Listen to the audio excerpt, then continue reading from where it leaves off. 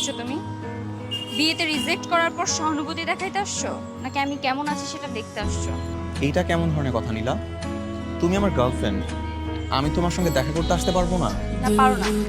তোমার মা আমাদের বিয়েতে অসম্মতি জানিয়েছে, তার মানে তোমার আমার সম্পর্কে কোনো ভবিষ্যৎ নেই। তারপরে কেন দেখা করবো আমি তোমার সাথে? জানিয়েছে, আমি তো জানাইনি। তবে তুমি কি চাও? আমার সবকিছু জেনে শুনে আমাকে এই অবস্থাতে বিয়ে করবা? হ্যাঁ, শুধু এই অবস্থায় কেমন?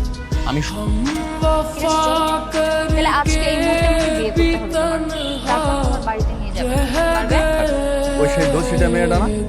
সবাই মেয়েটা তো দেখো কোন দর্শিটা মেয়ে দেখছস? ওই দেখ, ভালো করে দেখ, ওই দেখ সেই দর্শিটা মেয়েটা। বোনের নাম জানো কি? ও বোন নেই? ধরেন বোন আছে, আর আপনার বোন একদিন বোরকা পরে স্কুলে যাচ্ছে, কিছু ছেলে পেলে তাকে তুলে নিয়ে গিয়ে রেপ করলো। এরপর আপনারা ভাই হিসাবে কি করবেন?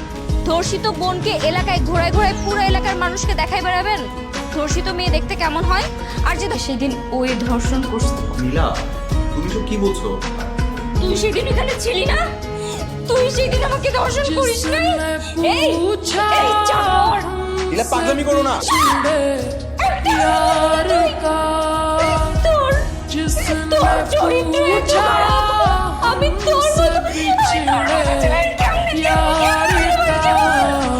এই জানো তো একটা দর্শক ছেলে ঢুকা, ওকে আপনি শাস্তি দেন। তোর শাস্তি হওয়া উচিত, তোর শাস্তি হওয়া উচিত।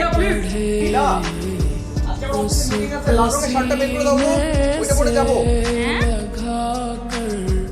रो पढ़े हम वफा करके भी तन्हा रह गए दिल के अरमासूम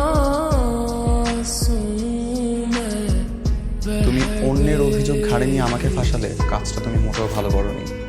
অফিসার, আইন অনুযায়ী নীলা আমার স্ত্রী। আমি আমার স্ত্রীর সাথে যাই করি না কেন, তার জন্য আমার শাস্তি কিসের? আমি তো কোনো শাস্তি ডিজার্ভ করি না। শাস্তি তো হবে, কারণ তুমি ঘটনা অনুযায়ী আমার সাথে যা করেছো সব বিয়ের আগে।